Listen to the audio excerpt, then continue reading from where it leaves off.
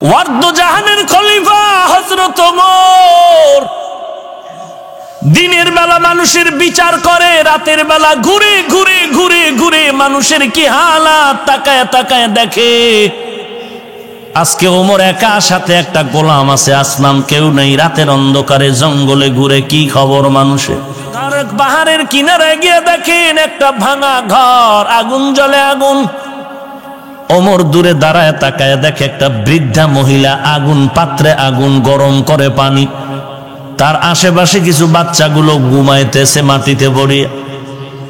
হঠাৎ একটা বাচ্চা সজাগ হয়ে কান্না করে বলে, আম্মু খানা দাও। মা বলে, খানা রেডি হচ্ছে, অপেক্ষা কর।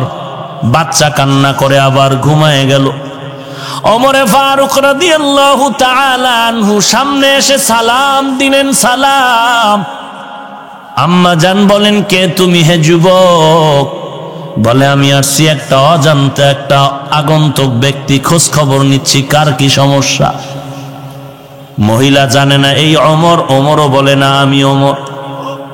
মহিলা বলে, ওই যুবক, তুমি আমার কি উপকার করবা? তবে একটা কথা শুনো, আমগো দেশ চালায় নাকি ওমর নামের খলিফাতুল মুসলিমিন, তবে আমার মনে বড় কষ্ট।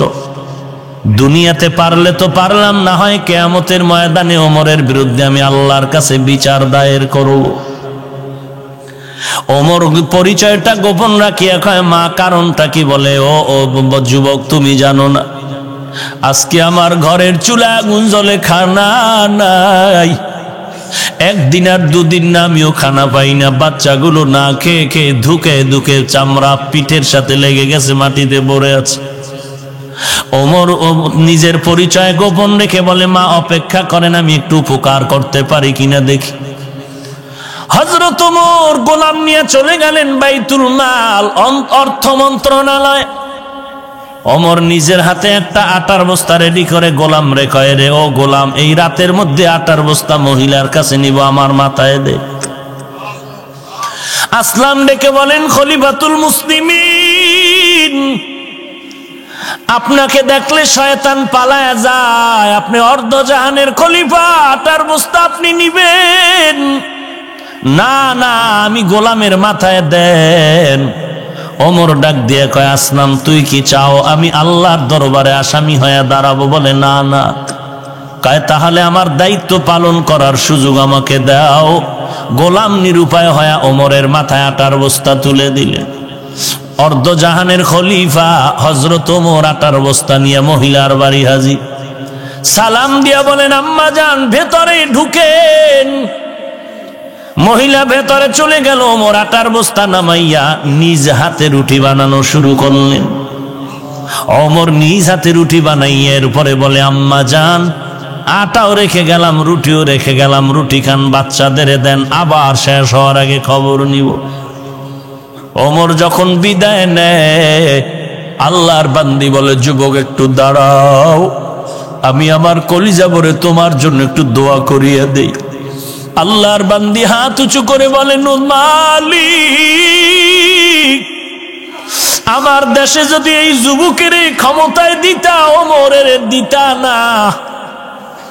ওমর যদি না হয় যুবক হইতো, তো আমগো দেশ বেহেশতের বাগান হয়ে যেত। হযরত ওমর পরিচয়টা গোপন রেখে বিদায় নিয়ে চলে গেলেন।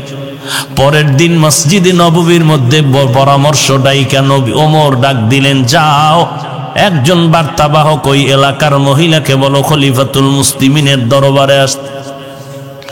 ওমর যখন লোকটাকে পাঠিয়ে দিল, লোক গিয়ে যখন বলল, যাও খলিফাতুল মুসলিমিন ডেকেছেন।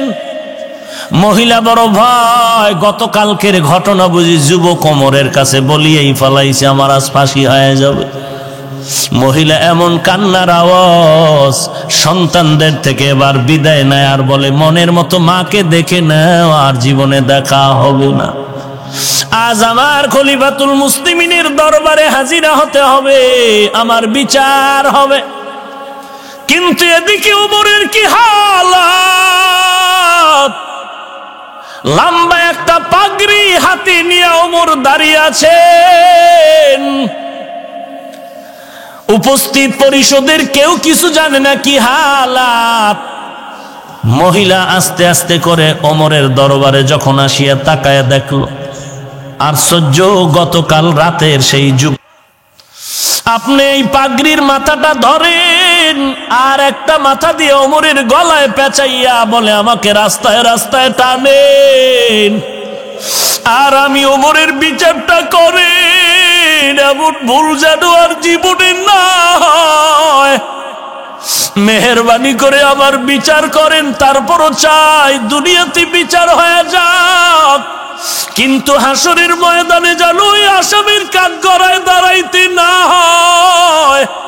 কারণ কিয়ামতের ময়দান বড় ভয়ঙ্কর, সূর্য মাথার উপরে নেমে আসবে, জমিনটা সূর্যের তাপে তামা হয়ে যাবে, সূর্যের তাপে বেঈমান আর গুনাহগারের মাথার মগজগুলো টাস টাস করে ফেটে যাবে। একদিকে জাহান্নামের আওয়াজ, ওদিকে আমার আল্লাহ চিৎকার দিয়া বলবেন লিমানিল মুলকুল ইয়াউম লিল্লাহিল ওয়াহিদিল কাহ্হার। সমস্ত নবীরা কান্নায় বেকারার হয়ে যাবে, ওই সময় আবার আপন কেউ থাকবে না। ওই কিয়ামতের ময়দানে আমি ওমর আসামির কাঠগড়ায় দাঁড়াইতে পারবো না। জাহান্নামের আওয়াজ ডেকে ডেকে বলবে, ও আল্লাহ, গুনাহগার গুলো কই? আমার পেটের মধ্যে দাও, যারা দুনিয়াতে তোমার সাথে বেঈমানি আর নাফরমানি করেছে। ওমরের কান্নায় পরিষদের সবার চোখে পানি। ও এলাকার যুবক, পা দুটো যদি আগায় দাও, আমি পায়ে হাত রেখে বলি, আল্লাহর কোরআনের মিথ্যা মনে করিও না, আমার নবীর কথা মিথ্যা মনে করিস না রে যুবক। আল্লাহর কোরআন পরে ঠগি নাই, টুপিদারির কারণে সম্মান কমে নাই। আজকে তোমাকে পায়ে ধরে ধরে বলি টুপি পরো, নামাজ পড়ো, তুমি রাজি হও না। অথচ আমাকে কোটি টাকা দিয়ে যদি বলো হাফিজ ভাই দাড়িটা কাটো, নামাজ ছাড়ো, জীবনে ছাড়বো না। গলায় ছুরি আসবে, মরে যাব, জীবনে টুপি ফালাইব না। তুমি মুসলমান, আমিও মুসলমান, তুমি যে আল্লাহ মানো আমিও সে আল্লাহ মানি, তুমি যেই নবী মানো আমিও সেই নবী মানি, তুমিও যেই আল্লাহর কোরআন মানো আমিও সে আল্লাহর কোরআন মানি, তুমি যেই বাইতুল্লাহরে মানো আমিও সেই বাইতুল্লাহরে মানি। এরপরও তোমার পায়ে হাত দিয়া বুঝানোর পরও কেন তুমি নামাজ পড়বা না, টুপি পড়বা না? আর আমি কেন টুপি ফালাই না, দাড়ি ফালাই না, নামাজ ছাড়ি না, বেপরদায় চলি না রে বাবা? এই শীতের মধ্যে ফজরের সময় ঠান্ডা পানি দিয়ে ওযু করিয়া ফজর পড়তে কতই না কষ্ট, এরপরও এক ওয়াক্ত নামাজ ছাড়ার কোনো চিন্তাও নাই রে বাবা। কারণটা কি? তোমারে পায়ে ধরার পরেও তুমি নামাজ পড়ো না, আর আমি জীবনে নামাজ ছাড়ব না। কারণ কি? একমাত্র কারণ জাহান্নামের আগুনের ভয়। আমার নবী বলেছে, গুনাহগার যদি অন্ধকার কবরে যাও, একটা বেতের বাড়ি হাতে দিলে সহ্য করতে পারো না রে যুবক। গুনাহ নিয়ে কবরে গেলে কবরের দুই পার্শ্বের মাটির চাপ কেমন করে সহ্য করবি রে যুবক? সূর্যের গরম সহ্য করতে পারো না, ওই কবরে গুনার কারণে জাহান্নামের আগুন কেমন করে সহ্য করবি রে বাবা? পা দুটো যদি আগায় দাও, পায়ে হাত রেখে বলি নামাজ ছাড়িও না, আল্লাহর কাছে তওবা করো। তোমার মতো যুবক স্কুলে পড়ে, কলেজে পড়ে, এক ওয়াক্ত নামাজ বাদ দেয় না, অভাব নাই। র্যাব, আর্মি, পুলিশ, বিডিআর বহু আছে, নামাজি অভাব নাই, তুমি কেন পারবা না? কোটি টাকার মালিক ব্যবসা করে, 1 টাকাও হারাম খায় না, তুমি কেন পারবা না? ড্রাইভারি করে, কৃষি কাজ করে, শ্রমিকের কাজ করে, যুবক নামাজ ছাড়ে না, তুমি কেন পারবা না রে বাবা? স্কুল কলেজের বহু শিক্ষক নামাজ পড়ে, শিক্ষিকা নামাজ পড়ে, তুমি কেন পারবা না? প্রত্যেকটা কলেজের পাশে কিন্তু মসজিদ আছে অথবা নামাজের ঘর আছে, এরপরও তুমি কেন নামাজ পড়বা না? যদি বান্দা তুমি জাহান্নামের আগুন সহ্য করতে পারো, তো বয়ান শোনা লাভ নাই, গুনাহ করতে থাকো। আর যদি বালিশে মাথা লাগায় চিন্তা করো, না আমি জাহান্নাম সহ্য করতে পারবো না। তাহলে তুমি আল্লাহর ভয় নিয়ে তওবা করো, জীবনে আর নামাজ ছাড়বা না, মা বাবাকে কষ্ট দিবা না, দেশের বিরুদ্ধে ষড়যন্ত্র করবা না, জাতির বিরুদ্ধে কোনো ষড়যন্ত্র করবা না, আল্লাহওয়ালা ওলামায়ে কেরামের সাথে বেয়াদবি করবা না, 5 ওয়াক্ত নামাজ পড়বা, সহিভাবে কোরআনটা শিখবা, আল্লাহওয়ালাদের সোহবতে চলবা, মা বাবার খেদমত করবা, গলায় চুরি আসবে আর নামাজ ছাড়বা না, জবান দিয়ে কাউকে কষ্ট দিবা না, জীবনে কোনোদিন দেশ ও জাতির বিরুদ্ধে ষড়যন্ত্র করবা না। যদি বান্দা তোমার অন্তরে তওবা করার খাঁটি নিয়ত হয়, খাঁটি তওবার নিয়তে দুটো হাত আল্লাহকে দেখায় দাও। আয় আল্লাহ, সবার হাত আপনি কবুল করে নেন, আমাদের তওবা কবুল করে নেন, তওবার উপরে মজবুত হয়ে চলার তৌফিক দান করেন, আমিন। খাজা মাইনুদ্দিন রহমাতুল্লাহ আলাইহি ভারতের জমিনে এসে কালেমার দাওয়াত দেওয়ার কারণে 90 লক্ষ বিধর্মী তার হাতে কালেমা পড়েছে। ইয়ামান থেকে 360 আউলিয়ার কাফেলা নিয়ে শাহজালাল সিলেটের জমিনে পদার্পণ করেছেন। গৌর গোবিন্দ বাধার প্রাচীর হয়ে দাঁড়ায় গেল। গৌর গোবিন্দ বলে, এই মোল্লা ফিরে যাও। শাহজালাল ডাক দিয়া বলে, মুসলমান যে কদম সামনে দেয় আর পেছনে ফেরত নেয় না, সামনে যাব পেছনে নয়।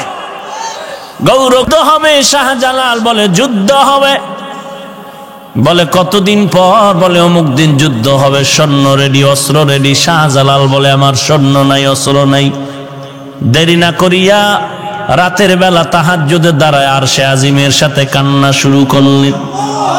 ও দয়ার মালিক, আমরা তো হিন্দুদের উপরে আঘাত করার জন্য আসি নাই, আমরা তো খ্রিস্টানের উপরে আঘাত করার জন্য আসি নাই, কারণ ইসলাম ধর্মে সব ধর্ম পালন করার স্বাধীনতা রাখছে, কারণ এটা পরীক্ষার হল।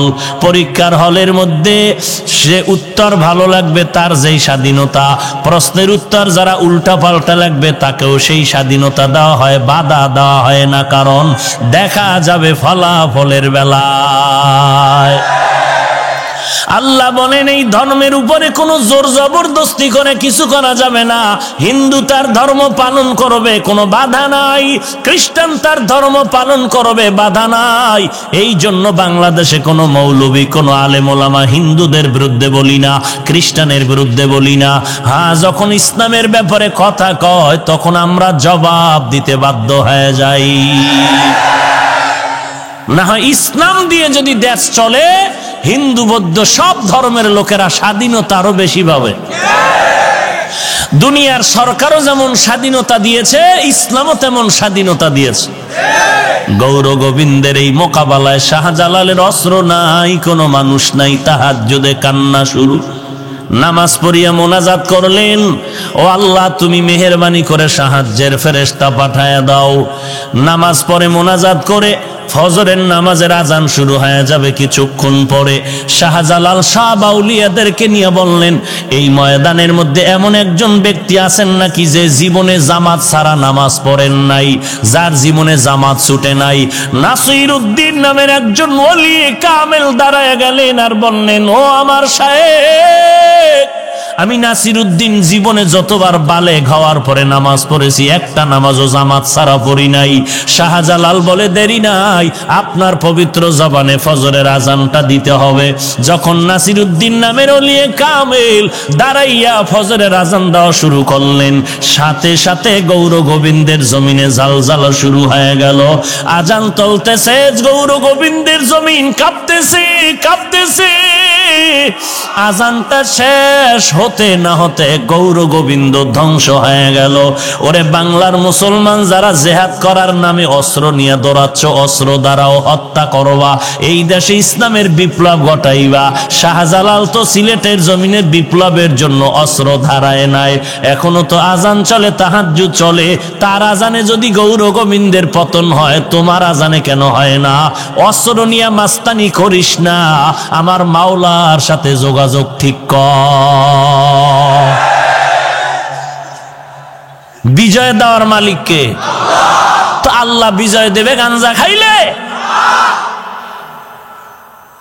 নামাজ নাই, রোজা নাই, রসুলের সুন্নাত নাই, বিপ্লব চায়। তোর নিজের বডিতে তো ইসলামের বিপ্লব নাই, তুই দেশে বিপ্লব করবি কি করে? আগে নিজের বডির মধ্যে ইসলামের বিপ্লব ঘটাও, রসুলের তরিকা মতো চলো। ওই যে আইজিপি সাহেব একটু ইশারা দিলেন না, ওই হজে গেছিলাম গত বছরের আগের বছর, তো অনেক দামি দামি মানুষ ছিলেন বাংলাদেশের, যাদের ইশারায় গোটা দেশ চলে। তো এরা জিজ্ঞাসা করলো এই জঙ্গির উত্থান কেন? তো অনেক ওলামা কেরাম আমরা ছিলাম, যে এরা প্রথম কথা বলে যারা ইসলামের বিপক্ষে এদের বিরুদ্ধে জিহাদ করো। জিহাদের কি পরিণাম, ফজিলাত, এইটা বয়ান। জিহাদ করলে এই লাভ ওই লাভ ওই লাভ। জিহাদ তো কলম দ্বারাও যেটা হয়, ইসলামের পক্ষে যারা কলম দিয়ে লেখে এটাও জিহাদ। আমরা যে বয়ান করতেছি মানুষকে শালীন ভাষায় জান্নাতের দিকে ডাকতেছি, এটাও জিহাদ। ওই মূর্খের গোষ্ঠী বুঝবে কি করে কোরআন হাদিসের ইলম না শিখলে? ওরা তো মনে করে তরবারি দিয়ে মারতে পারলে জিহাদ। সূরা আনকাবুত 69 নম্বর আয়াত, ওয়াল্লাযীনা জাহাদু ফীনা লানাহদিয়ান্নাহুম সুবুলানা। এই আয়াতের ব্যাখ্যা পর জিহাদ কি জিনিস ওখানে টের পাবি। আমরা যারা বয়ান করি এটাও জিহাদ, যারা ইমাম সাহেবরা জুমায় বয়ান করে এটাও জিহাদ, মাদ্রাসায় যারা কিতাব পড়ায়া মুসলমানের সন্তানগুলোকে নবীর আদর্শওয়ালা বানায় এরাও জিহাদ। তুমি শুধু অস্ত্রের জিহাদ কই পেয়েছো? নামাজ নাই, রসুলের সুন্নাত নাই, অস্ত্র নিয়ে বিপ্লব ঘটাবা। আল্লাহর কসম করে বলছি, এই জমিনে তরবারি নিয়ে নামাজ রোজা বাদ দিয়া জিহাদ করছে এরকম একটা প্রমাণ পারলে দে বাপের বেটা দ্বারা। তোরে কে বলেছে নামাজ রোজা বাদ দিয়ে তুই জিহাদ করবি? কে বলেছে তোকে? রসুল মক্কার 13টা বছর জিন্দিগি কাটাইলেন মক্কায়, কি পরিমাণ কষ্ট সহ্য করেছেন। রসুলের 63 বছরের সব জিন্দিগি একদিকে, মক্কায় মদিনায় যাওয়ার আগের 3 বছরের কষ্ট একদিকে। কিন্তু মক্কার এই 3 বছর মদিনায় যাওয়ার আগে এত কষ্ট, নবী একবারও তরবারি হাতে নিলেন না কেন? মদিনায় গিয়া নবী তরবারি নিয়ে যুদ্ধ করলেন, সেনা প্রধান হলেন কেন? এর ইতিহাস পড়ো। এই জন্য আমি আগেই বলছি, কথা ঘুরে ফিরে একই। জাহান্নামের ভয় নাই, ধর্মীয় শিক্ষা নাই, তাকওয়াওয়ালা মুরব্বী নাই। এই কারণে ওই মানুষগুলো ভেজাল করে, বেশি ভেজাল করে। খোঁজ নিয়ে দেখেন একটারও মুরব্বী নাই। খোঁজ নেন ভালো করে, যারা উল্টা পাল্টা ইসলামের অপব্যাখ্যা করে এদের খোঁজ নেন। কোরআন হাদিসের আরবি জ্ঞান নাই, যা পরে বাংলা টাংলা পইরা মাস্তানি করে। আর কি বলে জাহান্নামের ভয় তো নাই। ওই এইটা কেমনে টের পাইবেন? কান্নাকাটির বয়ান তো তারা করবে না। কেউ যদি কান্নার বয়ান করে এর বিরোধিতা করে, এই বুঝবেন যে এদের মধ্যে জাহান্নামের ভয় নাই। এক চোরায় কয় আমরা মানুষের দেখায় কান্দি না, আমরা গোপনে কান্দি। তা আমি বললাম, যেই বান্দা আল্লাহর ভয়ে গোপনে কান্দে, ওই বান্দার সামনে যখন আল্লাহর জাহান্নামের বয়ান করা হবে, ওর কান্না লাগবে না, এমনি চোখ দিয়া অনিচ্ছায় পানি বের হয়ে যাবে।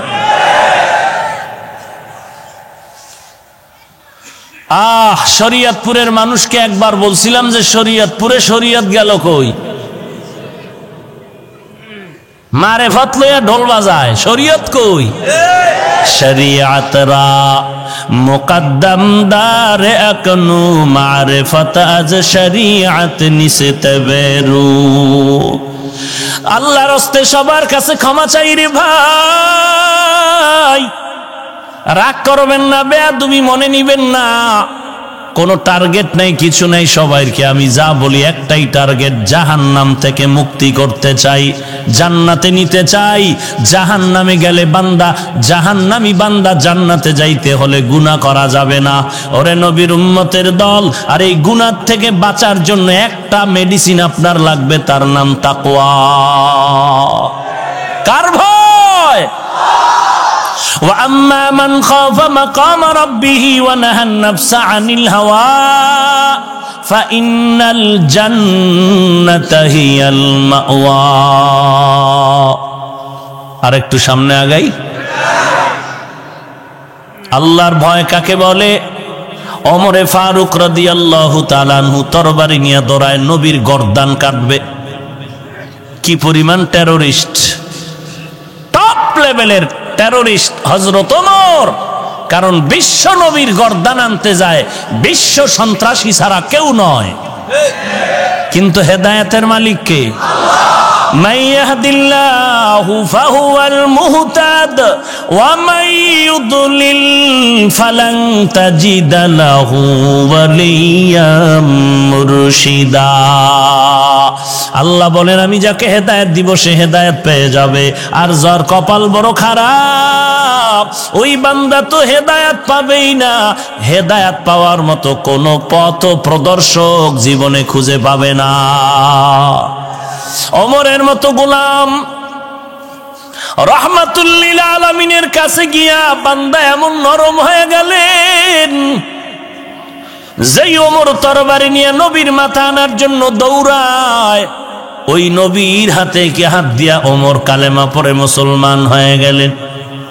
মুসলমান হওয়ার পরে বাইতুল্লাহর কিনারায় তরবারি নিয়ে দাঁড়ায় বলে, রে বেঈমান, ওমরের সামনে দাঁড়ায় যাও। 5 মিনিট আগে ওমর ছিল তোদের বন্ধু, আজ আমি মুহাম্মদের বন্ধু হয়ে গেলাম। আমি ওমরের তরবারি যথেষ্ট বেঈমানের মোকাবেলার জন্য।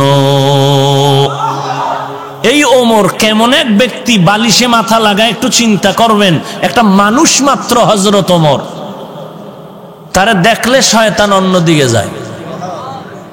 বেচারা মদের বোতল নিয়ে হাঁটতেছে, হঠাৎ করে দেখে ওমর আসতেছে, এখন কোন দিকে দৌড় দিবে, বাগারও জায়গা নাই। মনে মনে বান্দা তওবা করে আর বলে, আর জীবনে মদ খামু না, ওমরের তরবারি থেকে বাঁচাও। কারণ ওমরের এমন মেজাজ, কথার আগে তরবারি রেডি হয়ে যায়। আল্লাহ তুমি ওমর থেকে বাঁচাও। ওমর আসতেছে, লোকটাও যাচ্ছে, কাঁপতেছে শরীর। ওমর যদি টের পায় মদের বোতল হাতে, তো আজকে আমার রক্ষা নাই। ঠিকই ওমর সামনে একা, এই বেটা ওই বোতলের মধ্যে কি? ও কাঁপতেছে, কয় দিকে দে। হঠাৎ তাকায় দেখতেছে আল্লাহর কুদরত, তাকায় দেখতেছে বোতলের মধ্যে, পুরা বোতলের মধ্যে সাদা দুধ। লোকটা জাগায় তওবা করে মুসলমান হয়ে গেল। সেই ওমর আল্লাহর কেমন ভয় করিয়া চলে। জমিনের মধ্যে নবীর সাহাবায়ে কেরামের মধ্যে 10 জন সাহাবা জান্নাতের ওপেন গ্যারান্টি কার্ড পাইছেন দুনিয়াতে থাকা অবস্থায়। এর মধ্যে আপনারা এই কথা কি আর জানেন নাই? জানেন কয়জন? বলেন তো। 1 নম্বরে কার নাম? 2 নম্বরে কে? ওমর। সেই ওমর জান্নাতের টিকিট পেয়ে কান্না করে, গালের মধ্যে দাগ। ঈদের দিন সবাই ঈদের নামাজ পড়ে আনন্দ করে, ওমর দরজা লাগায় কান্না করে। নবীজির সাহাবী আবু হুরায়রা রাদিয়াল্লাহু আনহু বলেন, খলিফাতুল মুসলিমিন কেন কাঁদেন? আনন্দ করবেন। বলে, আনন্দ তো ওই ব্যক্তি করবে যার কোনো চিন্তা নাই, পেরেশানি নাই। আপনার কিসের চিন্তা? বলে, রমাজানে রোজা রাখলাম, কবুল হলো কিনা চিন্তা। কোরআন তেলাওয়াত করলাম, কবুল হলো কিনা চিন্তা। তারাবির নামাজ পড়লাম, কবুল হলো কিনা চিন্তা। জাহান্নামের আগুন থেকে নাজাত পাইলাম কিনা চিন্তা। আবু হুরায়রা বলেন, খলিফাতুল মুসলিমিন, জান্নাতের 10 জনের মধ্যে আপনি একজন, আবার কেন চিন্তা করবেন? ওমর কান্না করে বলে, ভাই আবু হুরায়রা, যেই আল্লাহ জান্নাতের টিকিট দিয়েছেন, ওই আল্লাহ যদি আমি ওমরের উপরে কোনো কাজের কারণে বেজার হয়, আবার আল্লাহ ওই খবর আর টিকিট ফেরত নিয়ে যেতে পারে। সেই ওমর আল্লাহ তাআলা তাকে কেমন ভালোবেসেছেন। আল্লাহর নবী বাইতুল্লাহ তাওয়াফ করে 2 রাকাত নামাজ পড়বেন, কোন জায়গাটায় নামাজ পড়বেন চিন্তায় পড়ে গেলেন। ওমর কয়, আবার আপনাদের আমাদের নবী ইব্রাহিম নবী যেই পাথরের উপরে দাঁড়ায় বাইতুল্লাহ বানাইছেন, এটাকে মাকামে ইব্রাহিম বলে। ওই মাকামে ইব্রাহিমের পেছনে আমরা 2 রাকাত নামাজ পড়লে ভালো। নবী চিন্তায় পড়ে গেলেন, কোথায় পড়ি? আল্লাহ কি সিদ্ধান্ত দেয়? জিবরাইল আমিন এসে বলেন, নবী গো, আল্লাহ বলছেন ওমর যেই কথা বলছে, আল্লাহ তার সাথে কথায় রাজি। রাজি, আপনি নবী ও ওমরের কথায় রাজি হয়ে যান। তরবারি নিয়ে নবীরে মারতে আইয়া সেই ওমর কই যায়? ওয়ার্দ জাহানের খলিফা হযরত ওমর দিনের বেলা মানুষের বিচার করে, রাতের বেলা ঘুরে ঘুরে ঘুরে ঘুরে মানুষের কি হালাত তাকায় তাকায় দেখে। আজকে ওমর একা, সাথে একটা গোলাম আছে, আসলাম কেউ নেই। রাতের অন্ধকারে জঙ্গলে ঘুরে, কি খবর মানুষের? পাহাড়িয়া কিনারায় ঘর, পাহাড়ের কিনারায় গিয়ে দেখেন একটা ভাঙা ঘর, আগুন জ্বলে আগুন। ওমর দূরে দাঁড়ায় তাকায় দেখে একটা বৃদ্ধা মহিলা আগুন পাত্রে আগুন গরম করে পানি, তার আশেপাশে কিছু বাচ্চাগুলো ঘুমাইতেছে মাটিতে পড়িয়া। হঠাৎ একটা বাচ্চা সজাগ হয়ে কান্না করে বলে, আম্মু খানা দাও। মা বলে, খানা রেডি হচ্ছে, অপেক্ষা কর। বাচ্চা কান্না করে আবার ঘুমায় গেল। ওমরে ফারুক রাদিয়াল্লাহু তাআলা আনহু সামনে এসে সালাম দিলেন। সালাম। আম্মা জান বলেন, কে তুমি হে যুবক? বলে, আমি আসছি একটা অজান্তে একটা আগন্তুক ব্যক্তি, খোঁজ খবর নিচ্ছি কার কি সমস্যা। মহিলা জানে না এই ওমর। ওমরও বলে না আমি ওমর। মহিলা বলে, ওই যুবক, তুমি আমার কি উপকার করবা? তবে একটা কথা শুনো, আমগো দেশ চালায় নাকি ওমর নামের খলিফাতুল মুসলিমিন, তবে আমার মনে বড় কষ্ট। দুনিয়াতে পারলে তো পারলাম, না হয় কিয়ামতের ময়দানে ওমরের বিরুদ্ধে আমি আল্লাহর কাছে বিচার দায়ের করব। ওমর পরিচয়টা গোপন রাখিয়া কয়, মা কারণটা কি? বলে, ও যুবক, তুমি জানো না আজকে আমার ঘরের চুলা আগুন জ্বলে, খানা নাই। একদিন আর দুদিন না, আমিও খানা পাই না। বাচ্চাগুলো না খেয়ে খেয়ে ধুকে ধুকে চামড়া পিঠের সাথে লেগে গেছে, মাটিতে পড়ে আছে। ওমর নিজের পরিচয় গোপন রেখে বলে, মা অপেক্ষা করেন, আমি একটু উপকার করতে পারি কিনা দেখি। হযরত ওমর গোলাম নিয়ে চলে গেলেন বাইতুল মাল, অর্থ মন্ত্রণালয়। ওমর নিজের হাতে একটা আটার বস্তা রেডি করে গোলাম রে কয়, রে ও গোলাম, এই রাতের মধ্যে আটার বস্তা মহিলার কাছে নিব, আমার মাথায় দে। আসলাম ডেকে বলেন, খলিফাতুল মুসলিমিন, আপনাকে দেখলে শয়তান পালায়া যায়। আপনি অর্ধজাহানের খলিফা, আটার বস্তা আপনি নিবেন না? না, আমি গোলামের মাথায় দেন। ওমর ডাক দিয়ে কয়, আসলাম, তুই কি চাও আমি আল্লাহর দরবারে আসামি হয়ে দাঁড়াবো? বলে, না না। কয়, তাহলে আমার দায়িত্ব পালন করার সুযোগ আমাকে দাও। গোলাম নিরুপায় হয়ে ওমরের মাথায় আটার বস্তা তুলে দিলেন। অর্ধজাহানের খলিফা হযরত ওমর আটার বস্তা নিয়ে মহিলার বাড়ি হাজির। সালাম দিয়া বলেন, আম্মা জান ভেতরে ঢুকেন। মহিলা ভেতরে চলে গেল। ওমর আটার বস্তা নামাইয়া নিজ হাতে রুটি বানানো শুরু করলেন। ওমর নিজ হাতে রুটি বানাইয়া এরপরে বলে, আম্মা জান আটাও রেখে গেলাম, রুটিও রেখে গেলাম, রুটি খান, বাচ্চাদের দেন, আবার শেষ হওয়ার আগে খবর নিব। ওমর যখন বিদায় নেয়, আল্লাহর বান্দি বলে, যুবক একটু দাঁড়াও, আমি আমার কলিজা ভরে তোমার জন্য একটু দোয়া করিয়া দেই। আল্লাহর বান্দি হাত উঁচু করে বলেন, মালিক, আমার দেশে যদি এই যুবকের ক্ষমতায় দিতা, ওমরের দিতা না। ওমর যদি না হয় যুবক হইতো, তো আমগো দেশ বেহেশতের বাগান হয়ে যেত। হযরত ওমর পরিচয়টা গোপন রেখে বিদায় নিয়ে চলে গেলেন। পরের দিন মসজিদে নববীর মধ্যে পরামর্শ ডাইকা নবী ওমর ডাক দিলেন, যাও একজন বার্তাবাহক ওই এলাকার মহিলাকে বলো খলিফাতুল মুসলিমিনের দরবারে আসতে। ওমর যখন লোকটাকে পাঠায় দিল, লোক গিয়ে যখন বলল, যাও খলিফাতুল মুসলিমিন ডেকেছেন। মহিলা বড় ভয়, গতকালকের ঘটনা বুঝি যুবক ওমরের কাছে বলিয়েই ফেলাইছে, আমার আজ ফাঁসি হয়ে যাবে। মহিলা এমন কান্নার আওয়াজ, সন্তানদের থেকে এবার বিদায় নেয় আর বলে, মনের মতো মাকে দেখে নাও, আর জীবনে দেখা হবে না। আজ আমার খলিফাতুল মুসলিমিনের দরবারে হাজিরা হতে হবে, আমার বিচার হবে। কিন্তু এদিকে ওমরের কি হালাত! লম্বা একটা পাগড়ি হাতে নিয়ে ওমর দাঁড়িয়ে আছেন। উপস্থিত পরিষদের কেউ কিছু জানে না কি হালাত। মহিলা আস্তে আস্তে করে ওমরের দরবারে যখন আসিয়া তাকায়া দেখলো, আশ্চর্য, গতকাল রাতের সেই যুগ।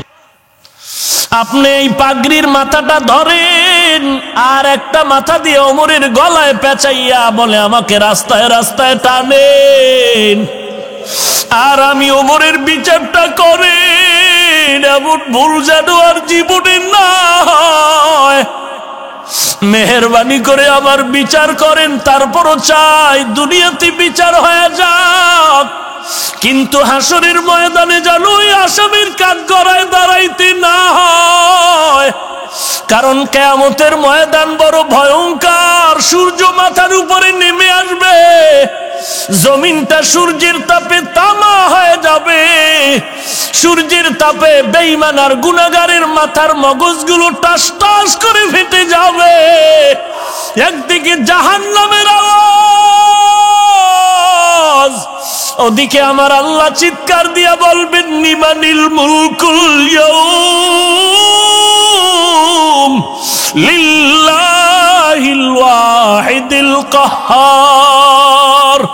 সমস্ত নবীরা কান্নায় বেকারার হয়ে যাবে। ওই সময় আবার আপন কেউ থাকবে না। ওই কিয়ামতের ময়দানে আমি ওমর আসামির কাঠগড়ায় দাঁড়াইতে পারবো না।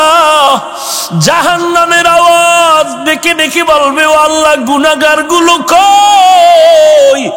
আমার পেটের মধ্যে দাও, যারা দুনিয়াতে তোমার সাথে বেঈমানি আর নাফরমানি করেছে। ওমরের কান্নায় পরিষদের সবার চোখে পানি। ও এলাকার যুবক, পা দুটো যদি আগায় দাও, আমি পায়ে হাত রেখে বলি, আল্লাহর কোরআনের মিথ্যা মনে করিও না। আমার নবীর কথা মিথ্যা মনে করিস না রে যুবক। আল্লাহর কোরআন পরে ঠগি নাই, টুপিদারির কারণে সম্মান কমে নাই। আজকে তোমাকে পায়ে ধরে ধরে বলি টুপি পরো, নামাজ পড়ো, তুমি রাজি হও না। অথচ আমাকে কোটি টাকা দিয়ে যদি বলো হাফিজ ভাই দাড়িটা কাটো, নামাজ ছাড়ো, জীবনে ছাড়বো না। গলায় চুরি আসবে, মরে যাব, জীবনে টুপি ফালাইব না। তুমি মুসলমান, আমিও মুসলমান। তুমি যে আল্লাহ মানো, আমিও সে আল্লাহ মানি। তুমি যেই নবী মানো, আমিও সেই নবী মানি। তুমিও যেই আল্লাহর কোরআন মানো, আমিও সে আল্লাহর কোরআন মানি। তুমি যেই বাইতুল্লাহরে মানো, আমিও সেই বাইতুল্লাহরে মানি। এরপরও তোমার পায়ে হাত দিয়া বুঝানোর পরও কেন তুমি নামাজ পড়বা না, টুপি পড়বা না? আর আমি কেন টুপি ফালাই না, দাড়ি ফালাই না, নামাজ ছাড়ি না, বেপরদায় চলি না রে বাবা? এই শীতের মধ্যে ফজরের সময় ঠান্ডা পানি দিয়ে ওযু করিয়া ফজর পড়তে কতই না কষ্ট। এরপরও এক ওয়াক্ত নামাজ ছাড়ার কোনো চিন্তাও নাই রে বাবা। কারণটা কি? তোমারে পায়ে ধরার পরেও তুমি নামাজ পড়ো না, আর আমি জীবনে নামাজ ছাড়বো না। কারণ কি? একমাত্র কারণ জাহান্নামের আগুনের ভয়। আমার নবী বলেছে, গুনাহগার যদি অন্ধকার কবরে যাও, একটা বেতের বাড়ি হাতে দিলে সহ্য করতে পারো না রে যুবক। গুনাহ নিয়ে কবরে গেলে কবরের দুই পার্শ্বের মাটির চাপ কেমন করে সহ্য করবি রে যুবক? সূর্যের গরম সহ্য করতে পারো না, ওই কবরে গুনার কারণে জাহান্নামের আগুন কেমন করে সহ্য করবি রে বাবা? পা দুটো যদি আগায় দাও, পায়ে হাত রেখে বলি, নামাজ ছাড়িও না। আল্লাহর কাছে তওবা করো। তোমার মতো যুবক স্কুলে পড়ে, কলেজে পড়ে, এক ওয়াক্ত নামাজ বাদ দেয় না, অভাব নাই। র‍্যাব, আর্মি, পুলিশ, বিডিআর বহু আছে, নামাজি অভাব নাই। তুমি কেন পারবা না? কোটি টাকার মালিক ব্যবসা করে, 1 টাকাও হারাম খায় না, তুমি কেন পারবা না? ড্রাইভারি করে, কৃষি কাজ করে, শ্রমিকের কাজ করে, যুবক নামাজ ছাড়ে না, তুমি কেন পারবা না রে বাবা? স্কুল কলেজের বহু শিক্ষক নামাজ পড়ে, শিক্ষিকা নামাজ পড়ে, তুমি কেন পারবা না? প্রত্যেকটা কলেজের পার্শ্বে কিন্তু মসজিদ আছে অথবা নামাজের ঘর আছে, এরপরও তুমি কেন নামাজ পড়বা না? যদি বান্দা তুমি জাহান্নামের আগুন সহ্য করতে পারো, তো বয়ান শোনা লাভ নাই, গুনাহ করতে থাকো।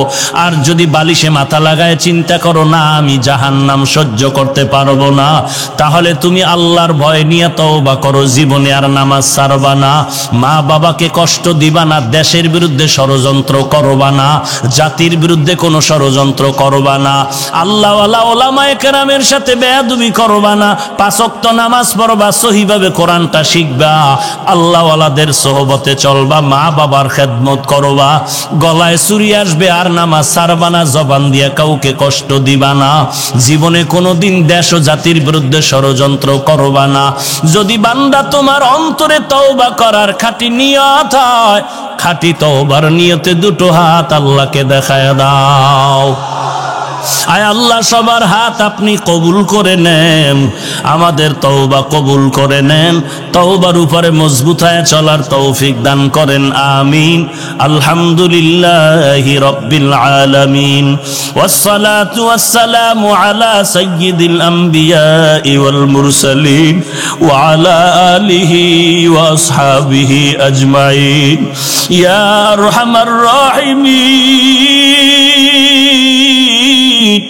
ইয়া আরহামার রাহিমিন,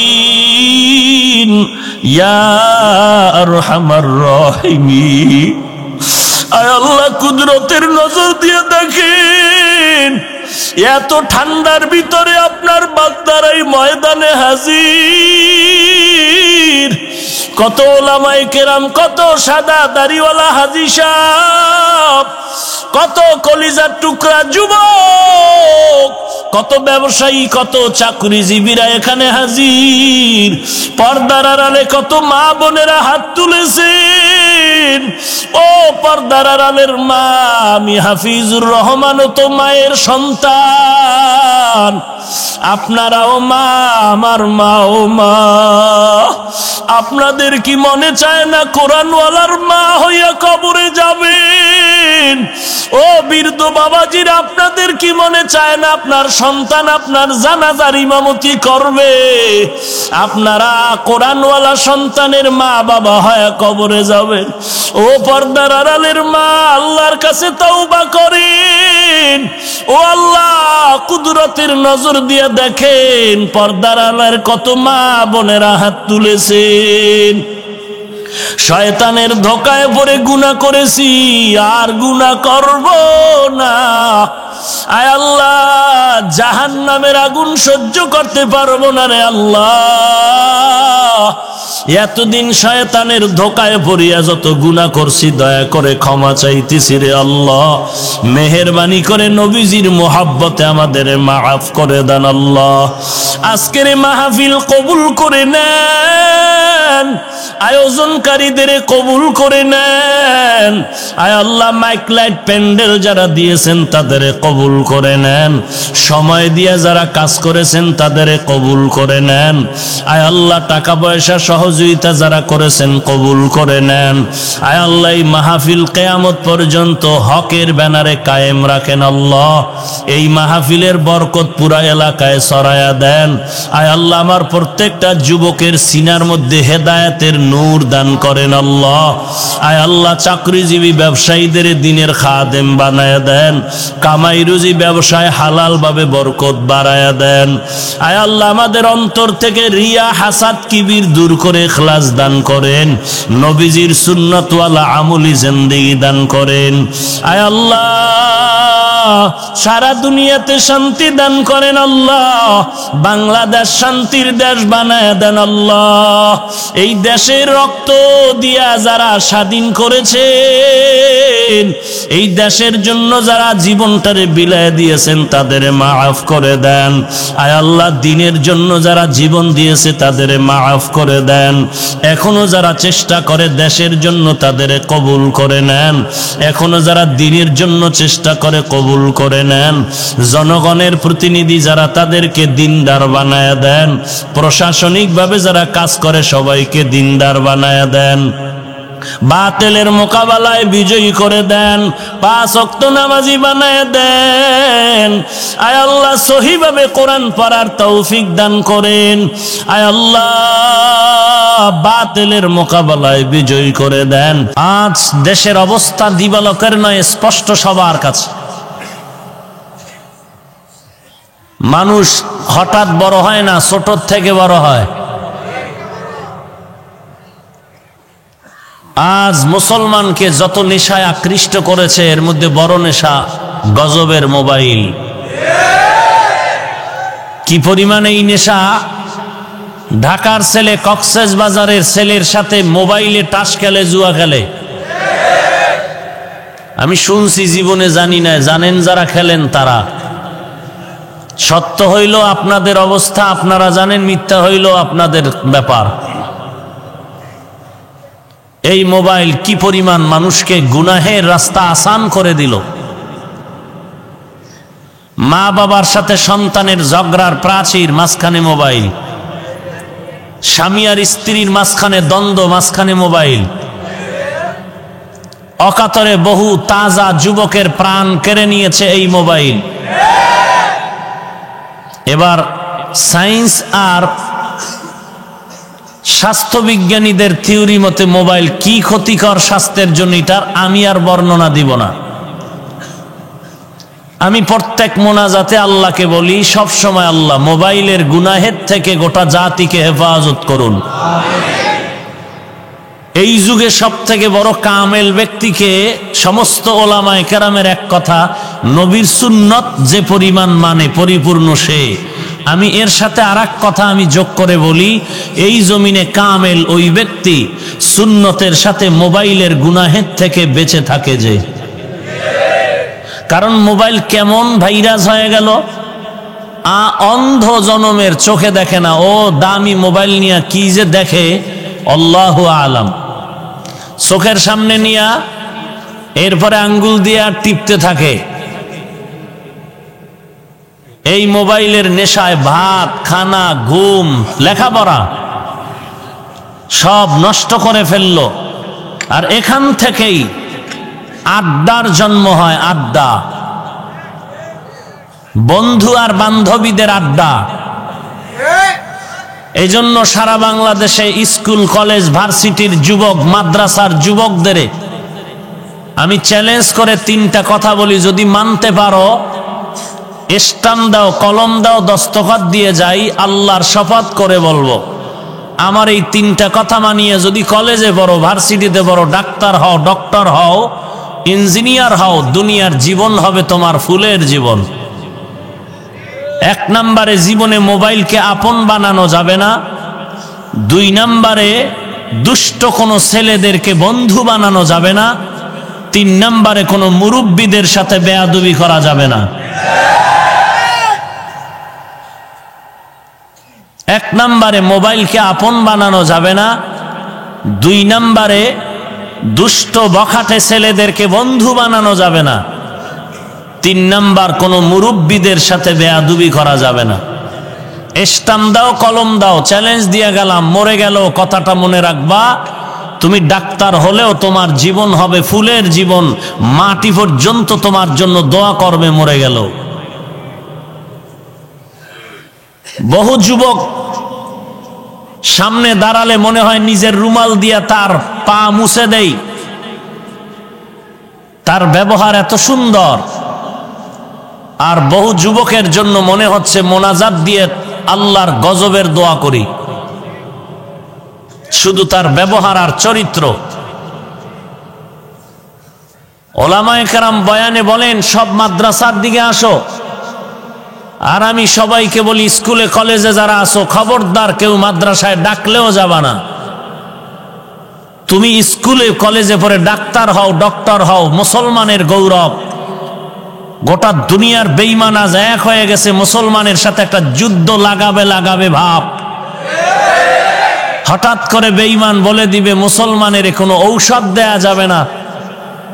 তুমি আমার মুসলমান ভাই কলেজে পড়ে ডাক্তার হওয়ার পরে তুমি চ্যালেঞ্জ দিবা, এই বেঈমান তোদের বানানো ঔষধ লাগবে না, আমরা মুসলমান ডাক্তারেরাই যথেষ্ট। কিন্তু চরিত্র তোমার ভালো হতে হবে, তাহলে সুনাম অর্জন করা যাবে। চরিত্র ভালোর জন্য তিনটা টিপস তোমাকে দিচ্ছি। জীবনে মোবাইল চালানো কোনো প্রয়োজন হলে ভিন্ন কথা, কিন্তু আপন বানানো যাবে না। দুষ্ট বখাটে গাঞ্জাখোর বেয়াদব ছেলেদেরকে বন্ধু বানানো যাবে না। চিনি আর না চিনো কোনো মুরব্বির সাথে বেয়াদবি করা যাবে না। আজকে আমি রাস্তা দিয়ে চলার সময় অনেক পাগল দেখি, লঙ্গির অর্ধেক নাই, ইংলিশে কথা বলে, আরবিতে কথা বলে। বহুদিন চিন্তা করলাম পাগল কেন ইংলিশ বলে, পাগল কেন আরবি বলে? ভিন্ন কোনো প্রতিষ্ঠানে কি পাগলকে শিখানো হয়? না, পাগলকে ইংরেজি শিখানো হয় নাই, আরবি শিখানো হয়নি, বরং আরবি শিখনেওয়ালা, পড়নেওয়ালা, ইংরেজি পড়নেওয়ালা কারো না কারোর সাথে বেয়াদবি করার কারণে অভিশাপে পাগল হয়েছে।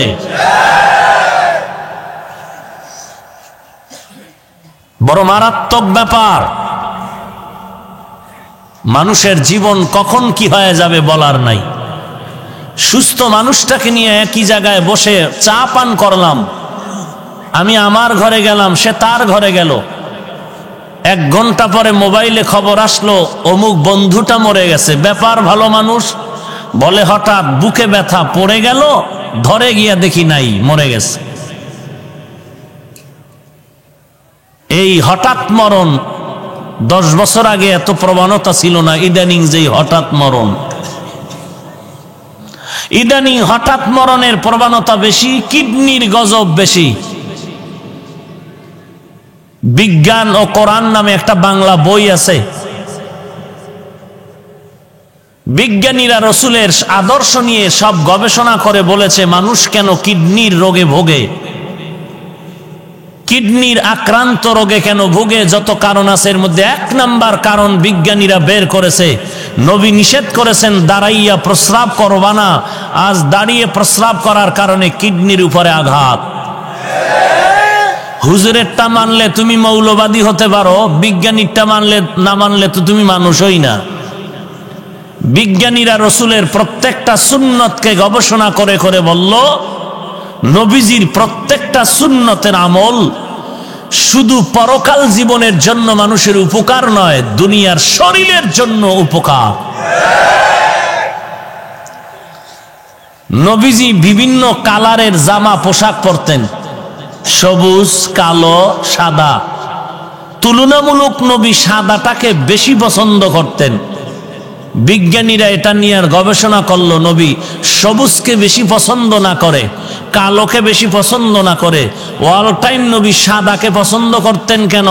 বলে সাদা কালার শীত আর গরম উভয় সময় সাদাটা এমন একটা উপকার, গরমটাকেও কন্ট্রোল করার ক্ষমতা সাদার মধ্যে আছে, প্রচন্ড ঠান্ডা কন্ট্রোল করার ক্ষমতা সাদার মধ্যে আছে, যেটা কালো আর সবুজের মধ্যে নাই। এই কথাগুলো আমার মনে মনে ভাবতেছি, এই কথা যে ইমাম মাহদী আলাইহিস সালাম যখন আসবে, একটা বেঈমান আল্লাহর বিরুদ্ধে কথা বলার জমিনে কেউ থাকবে না। এই অবস্থাটা তৈরি হওয়ার আগে সব বেঈমান হয়তো ইমানদার হবে, না হয় গজবে মরে যাবে। এর কিছু নমুনা দেখতেছি। বিজ্ঞানীরাও নবীর গবেষণা করে আর কালেমা পড়ে। আমেরিকার বৈজ্ঞানিক নীল আর্মস্ট্রং মাইকেল কলিন্স কালেমা পড়েছে শুধু চাঁদের গায়ে ফাটল দেখার কারণে। ভারতের সন্তান শিবশক্তি স্বরূপজি কালেমা পড়েছে। টাকার অভাব ছিল না, সম্পদের অভাব ছিল না, জনবল ধনবনের অভাব ছিল না। অক্সফোর্ড বিশ্ববিদ্যালয়ের থেকে যথেষ্ট পরিমাণ ভাষার ডিগ্রি নিয়ে ইসলামের গবেষণা করার পরে বিভিন্ন ধর্মগ্রন্থ গবেষণা করে শেষ, আল্লাহর কোরআন গবেষণা করে কালেমা পড়ে মুসলমান হয়ে গেল। আপনারা যদি জ্বলন্ত আরো কিছু দেখতে চান, জানুয়ারি মাসের 10, 11, 12 টঙ্গীর ময়দানে ওলামায়ে কেরামদের উদ্যোগে ইজতেমা, 10, 11, 12 জানুয়ারি। ওখানে গেলে দেখবেন নব মুসলমানের জন্য আলাদা এরকম তাবু লাগানো। ওখানে গেলে দেখবেন সারা দুনিয়া থেকে খ্রিস্টান মুসলমান, ইহুদি মুসলমান, হিন্দু মুসলমান বসে বসে কেউ কোরআন পড়ে, কেউ নামাজ পড়ে। খবর নিয়ে দেখবেন ওর মা 14 গোষ্ঠী খ্রিস্টান, ওখান থেকে সে কালেমা পড়েছে। কেন এরা কালেমা পড়েছে? বলে সব দুনিয়ার আদর্শ তন্ন তন্ন করে দেখলাম, সব দুনিয়ার আদর্শ নাপাক, মদিনার নবীর আদর্শই হলো পাপ। ক্রিকেটারের সাইজে যারা চুল কাটেছো আমার কলিজার টুকরা যুবকরা, বলো তো ক্রিকেটারের সাইজে চুল কাটার বিনিময়ে তোমার মা কি পরিমাণ দোয়া করেছে? তোমার বাবা কলেজের শিক্ষক তোমাকে খুশি হয়ে কি পরিমাণ নাম্বার পরীক্ষায় বাড়ায় দিয়েছে? হ্যাঁ, তাহলে তুমি ক্রিকেটারের সাইজে চুল কেটে ইঁদুর আর বান্দর আর টিকটিকি সাজলা, তোমাকে কেমন দেখাইলো আয়নায় গিয়ে যদি দেখতা টের পাইতা, হয়তো তোমাকে কয়েকটা গাঞ্জা করে বাহাবা দেয়, একটা ভালো মানুষও দোয়া করে না। আর আমরা যারা নবীর তরিকা মতো চলছি, সম্মান কি পরিমাণ কমছে? হ্যাঁ, হकीकत से तू दुनिया बेखबर है, दुनिया की नुमाइश पर नजर है, नमी गुयाम के आज दुनिया जुदा बाश, बाहर कारे के बाशी बा खुदा बाश, चिस्ते दुनिया आज खुदा गाफिल बुदन, नए कमाशो नुकरा हो फरजिंद जन आब दरकश, ती हाला के कश्तिया हस्त आब अंदर जीरे कश्ती पुष्तिया। इमाम माहदी আসবেন, তার পূর্বাভাস জমিনে এখন দেখা যাচ্ছে। এক সময় মানুষ ওয়াজ মাহফিল দিয়া মানুষ পাইতো না, আর এখন এক একটা প্রোগ্রামে মানুষের এত পরিমাণ উপচে পড়া ভিড়, বেশিরভাগ যুবকের সমাগম। যেই যুবক কখনো ওয়াজের প্যান্ডেলে আসার ছিল না, আজ আল্লাহর হাজার কোটি শুকর, ওই যুবক আজ স্কুল কলেজে পড়লেও দিনের এই সোহবতে আসার কারণে হাজারো লাখো যুবক আজ 5 ওয়াক্ত নামাজি হয়ে যাচ্ছে। يا أيها الذين آمنوا اتقوا الله وقولوا قولا سديدا। ও দুনিয়ার মুমিন, তোমরা আল্লাহকে ভয় করো। 2 নম্বরে জবানের হেফাজত করো, আল্লাহর ভয় অন্তরে ঢুকাও। আল্লাহ পাকের ভয়ের নাম হলো তাকওয়া, আর এই তাকওয়া যার মধ্যে থাকবে তার নাম হলো মুত্তাকি। আল্লাহ বলেন আমি কোরআন জমিনের মধ্যে পাঠানোর এক কারণ হলো যালিকাল কিতাবু লা রাইবা ফীহি হুদাল লিল মুত্তাকিন। কোরআন অবতীর্ণ করার এক কারণ হলো মুত্তাকি, যারা এদেরকে জান্নাতের পথ দেখাবে কোরআন। আল্লাহ বলেন আমার দরবারে দামি ওই ব্যক্তি, ইন্না আকরামাকুম ইনদাল্লাহি আতকাকুম। আমার দরবারে দামি ওই ব্যক্তি যার মধ্যে থাকবে তাকওয়া, মানে আল্লাহর ভয়। আল্লাহর ভয় থাকলে কি হবে? বান্দার গলায় ছুরি আসবে, তারপরও কোনোদিন মা বাবার সাথে বেয়াদবি করবে না। আল্লাহর ভয় যার অন্তরে থাকবে, ওই বান্দার গলায় ছুরি আসলেও কখনো অন্যায়ের পথে পা বাড়াবে না, কারণ তার অন্তরে ভয়, যদি আমি গুনাহ করি আমি মরে যাওয়ার পরে পরকাল জিন্দেগিতে আসামির কাঠগড়ায় দাঁড়ায় জবাব দিতে হবে। এই ভয় অন্তরে ঢুকাও, আর এই অন্তরে আল্লাহর ভয় তাকওয়া ঢুকানোর জন্য একমাত্র মাধ্যম হলো আল্লাহ ওয়ালার সাথে সম্পর্ক গড়াও। সোহবতে সালে তোরা সালেহ কুনাত, সোহবতে তালে তোরা তালে কুনাত জমানা, সোহবতে বা আউলিয়া বেহতর আজ সদ সালে তাআত বেরিয়া। পারস্যের কবি আল্লামা শায়েখ সাদি রহমাতুল্লাহ আলাইহি একদিন গোসলখানার মধ্যে ঢুকলেন। গোসলখানার মধ্যে ঢুকে দেখে গোসলখানার থেকে মিশকের ঘ্রাণ পাওয়া যায়। ওলিয়ে কামেল আল্লামা শায়েখ সাদি তালাশ করেন এত আতরের ঘ্রাণ, মিশকের ঘ্রাণ কেন? কোথাও কোনো মিশক পড়ে আছে নাকি? তালাশ করে দেখেন কোনো মিশক নাই, আতর নাই, কিছুই নাই, একটা মাটির চাকা পড়ে আছে। আল্লামা সাদি মাটির চাকা হাতের মধ্যে নিয়ে নাকের কিনারায় নিয়ে তাকায়া দেখে ওই মাটির চাকার মধ্যে মেশকের ঘ্রাণ পাওয়া যায়।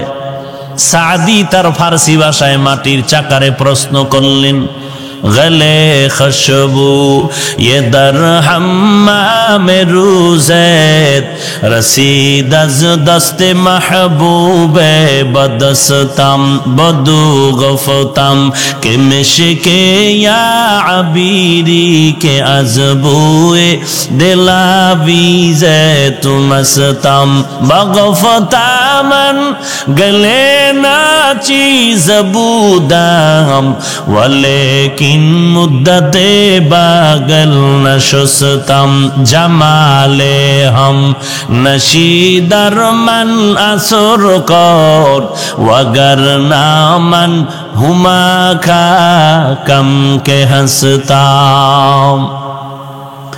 আল্লামা সাদি মাটিকে ডেকে বলেন, একদাস নামের আধারে বসিয়া হেরিনো মাটির ঢেলা হাতে নিয়ে শুকিয়া দেখিলাম রয়েছে সুবাস মেলা। কহিল তাহারে কস্তুরী, ও তুমি, ওগো তুমি কি আতুরদা, তোমার গায়েতে সুবাসে ভরা, ওগো তুমি কি গুলিস্তা। মাটি জবাব দিয়া বলে, কহিল সব কিছু আমি নহি, আমি অতি নিচু মাটি, ফুলের সাথে থাকিয়া তাহার সুবাসে হইলাম খাটি। এরে মাটি, তোমার দেখে এত ঘ্রাণ কেন, বলো তুমি কি মেশকো নাকি আতরদা? মাটি ডেকে বলেন, না রে সাদি, আমি মেশকো না, আতরদাও না, তবে আমার মধ্যে এত ঘ্রাণ কেন জানো? আমি একটা ফুলের গাছের গোড়ায় থাকার কারণে ফুলের অ্যাকশন আমার মধ্যে ঢুকে এসেছে। আল্লামা সাদি বলেন, এরে দুনিয়ার মানুষ, একটা মাটির চাকা ফুলের গাছের গোড়ায় দীর্ঘ সময় থাকার কারণে ফুলের ঘ্রাণ যদি মাটির মধ্যে আসতে পারে, একজন দুনিয়াওয়ালা জাহান্নামের মানুষটা দুশ্চরিত্র মানুষ একজন ভালো আল্লাহওয়ালার সঙ্গে স্রবে আসলে কেন বান্দা ভালো হতে পারে না? সোহবতে চলে তোরা সালেহ কুনাদ, সোহবতে তলে তোরা তলে কুনাতে জমানা, সোহবতে বাউলিয়া বেহতার সদ সালে তাআত বেরিয়া। কি ভাই সমস্যা কোনো? উঠা বসা করেন, আমি মোনাজাত দিয়ে দিব, কারণ আপনারও কষ্ট আমারও কষ্ট। প্রচন্ড ঠান্ডার মধ্যেও বসে আছেন, কষ্ট নিয়েও কিছু কথা বলতেছি। আগ্রহ প্রকাশ থাকলে কষ্ট হলেও যাব সামনে। উঠা বসা করে বিশৃঙ্খলা করলে দোয়া করে দিই। থাকবেন কিছু সময়, তাহলে কেউ তো উঠবেনই না, কাউকে উঠতেও দিবেন না, চেপে ধরে রাখবেন। আল্লাহ সবাইকে কবুল করেন। ইয়া আইয়ুহাল্লাযীনা আমানুত্তাকুল্লাহা ওয়া কুলু কাওলান সাদীদা। ভয় করব কাকে? এই ভয়ের নাম তাকওয়া, এই ভয়ের নাম খশিয়া, এই ভয়ের নাম খৌফ। আল্লাহর নবী বলেন আত-তাকওয়া হাহুনা, তিনবার নবী বলেন আত-তাকওয়া হাহুনা, তাকওয়া হাহুনা। তাকওয়া অন্তরে থাকে, অন্তরে থাকে, অন্তরে থাকে। তাকওয়া কই থাকে? অন্তরে থাকার জিনিসটা দেখা যায়? বলেন আত-তাকওয়া ফিত তাআ হুয়াল ইখলাস। তাকওয়া ইবাদতের বেলায় তরজমা হবে ইখলাস। ইখলাস কাকে বলে? আল্লাহ বলেন ওয়ামা উমিরু ইল্লা লিয়াবুদুল্লাহা মুখলিসিনা লাহুদ্দিন। তাসফিয়াতুল আমালি মিন তালাবি আওয়াজিন ওয়া গরজি আরজিন ওয়া রুইয়াতি রিয়াইন। ইখলাস এমন একটা আমল যেটা কোনো দুনিয়ার বিনিময়ে করবে না, আল্লাহর মোহাব্বতে করবে, কোনো উদ্দেশ্য নিয়ে নয়, বিনিময়ে ছাড়া করবে, আল্লাহর মোহাব্বত নিয়ে, দুনিয়ার গরজে নয়, কাউকে দেখানোর জন্য না। যা করব কার জন্য? ইন্না সালাতি ওয়া নুসুকি ওয়া মাহইয়ায়া ওয়া মামাতি লিল্লাহ ওয়া মামাতি লিল্লাহি রাব্বিল